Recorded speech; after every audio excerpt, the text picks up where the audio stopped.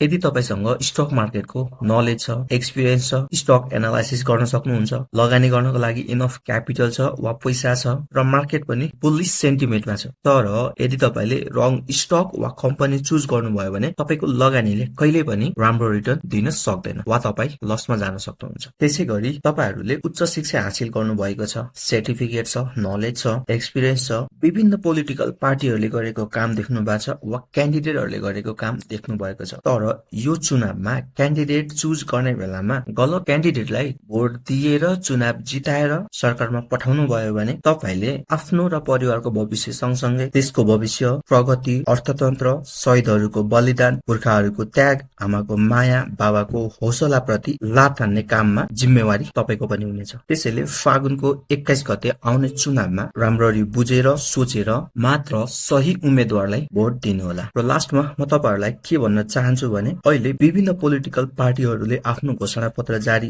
गरिसकेको छन्। त्यहाँनिर भएको हामी केही महत्त्वपूर्ण कुराहरुलाई पनि एउटा सर्ट सिरिज जस्तो बनाएर भिडियो मार्फत तपाईहरुलाई जानकारी दिने प्रयास गर्नेछौं।